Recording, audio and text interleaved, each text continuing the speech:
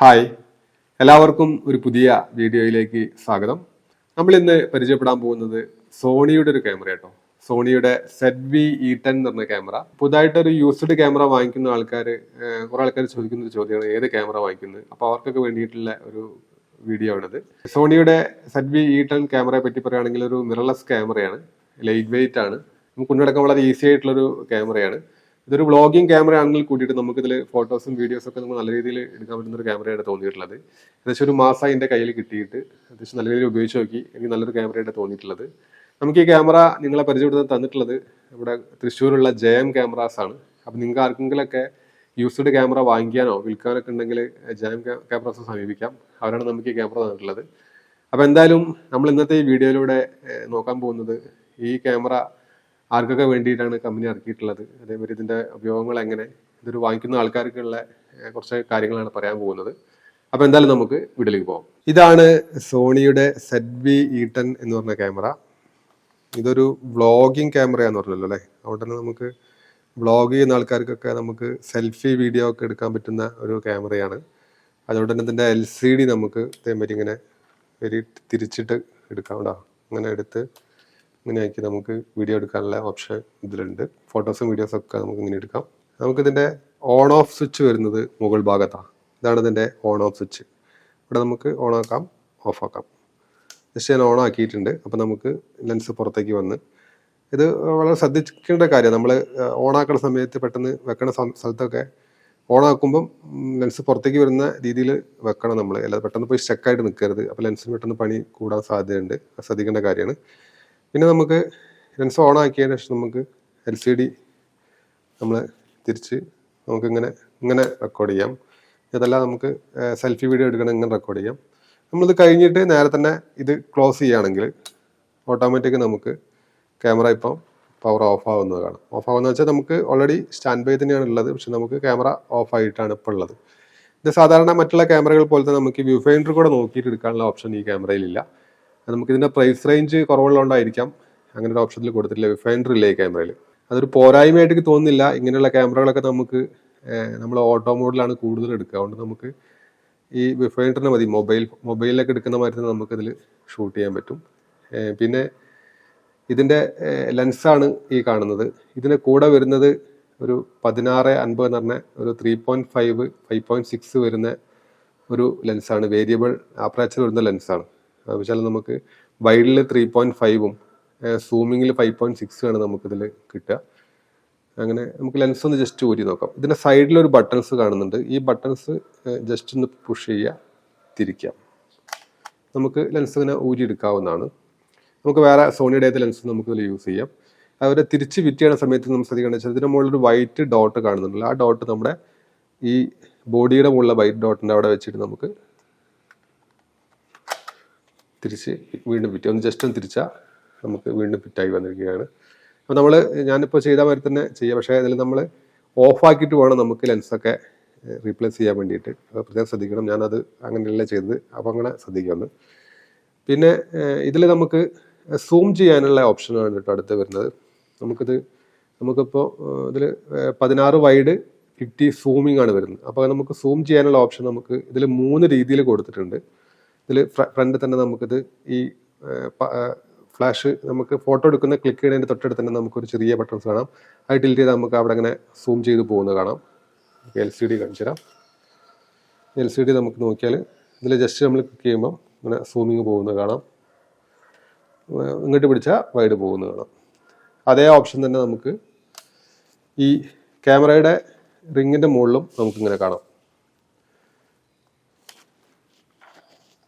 ഇതിൽ നമുക്ക് പിടിച്ചിട്ട് നമുക്ക് സൂം ചെയ്യാനും ഇതാക്കാനുള്ള ഓപ്ഷൻ അതിലുണ്ട്. അതേമാതിരി തന്നെ ക്യാമറയുടെ ഈ ലെൻസിൻ്റെ സൈഡിൽ നമുക്കൊരു സൂമിങ്ങിൻ്റെ ഓപ്ഷനും ഉണ്ട്. ഇതിൽ നമുക്ക് സൂം ചെയ്യാനുള്ള വളരെ സ്മൂത്തായിട്ട് പോകുന്ന ഒരു ഓപ്ഷനാണ്. വീഡിയോ ഒക്കെ ഷൂട്ട് ചെയ്യുന്ന സമയത്ത് നമുക്ക് ഉപയോഗിക്കാൻ പറ്റുന്ന ഒരു ടെലിവൈഡിൻ്റെ ഓപ്ഷനാണ് ഈ കാണുന്നത്. പിന്നെ ഇതിൻ്റെ മുകൾ ഭാഗത്താണ് നമുക്ക് വീഡിയോ ഷൂട്ട് ചെയ്യാനുള്ള ഒരു ബട്ടൺ കാണുന്നത്. ഈ വലിയ ബട്ടൺസാണ് നമ്മുടെ വീഡിയോ ഷൂട്ട് ചെയ്യാനുള്ള ബട്ടൺസ്. പിന്നെ ഇതിൽ തന്നെ നമുക്ക് ഫോട്ടോ മോഡ്, വീഡിയോ മോഡ്, അതുമാതിരി സ്ലോ മോഷൻ മോഡ്, അങ്ങനെ 3 മോഡിൽ കാണാം. നമുക്കിതിൽ ഓരോന്നിനും ക്ലിക്ക് ചെയ്തിട്ട് ജസ്റ്റ് ആദ്യം ക്ലിക്ക് ചെയ്യുമ്പം ഇപ്പോൾ ഇത് വീഡിയോ മോഡിലേക്ക് മാറിയിട്ടുണ്ട്. അപ്പോൾ വീഡിയോയുടെ ചിഹ്നം കാണാം. ഒന്നും കൂടി നിൽക്കുമ്പോൾ നമുക്ക് അത് സ്ലോ മോഷൻ മോഡിലേക്ക് പോയിട്ടുണ്ട്. അങ്ങനെ അടുത്ത മോഡിൽ വെക്കുമ്പോൾ നമുക്ക് വീണ്ടും മാനുവൽ മോഡ്, അതായത് മാനുവൽ മോഡ് എന്ന് പറയുമ്പോൾ നമുക്ക് ഫോട്ടോ എടുക്കാനുള്ള മോഡിലേക്ക് എത്തിയിട്ടുണ്ട്. പിന്നെ ഇതൊരു വ്ളോഗിങ് ക്യാമറയാന്ന് പറഞ്ഞുകൊണ്ട് തന്നെ നമുക്കിതിൽ മൈക്കൊക്കെ കണക്ട് ചെയ്യാനുള്ള പോർട്ട് നമുക്ക് ഇതിൻ്റെ സൈഡിലാണ് വരുന്നത് കേട്ടോ. ഇതാണ് മൈക്ക് കണക്ട് ചെയ്യാനുള്ള പോർട്ട് ഇവിടെ. അതേമാതിരി തന്നെ ഇതിൻ്റെ ഇവിടെ തുറന്നാൽ നമുക്ക് ഇതിൽ വരുന്നതെന്ന് വെച്ചാൽ നമുക്ക് ഇയർഫോണ് കണക്ട് ചെയ്യാനുള്ള ഒരു പോർട്ട് ഇതിൽ ഉണ്ട്.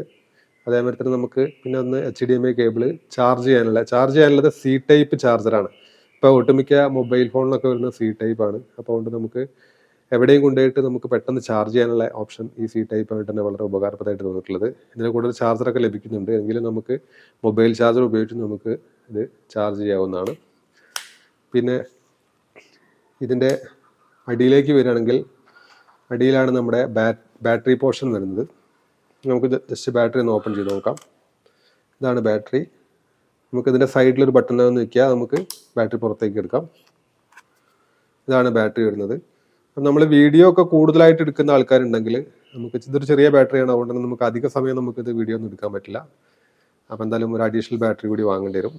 പിന്നെ നമുക്കിതിൻ്റെ സൈഡിലാണ് നമ്മുടെ മെമ്മറി കാർഡ് ഇടുന്ന സ്ലോട്ട് വരുന്നത്. SD കാർഡാണ് വരുന്നത്.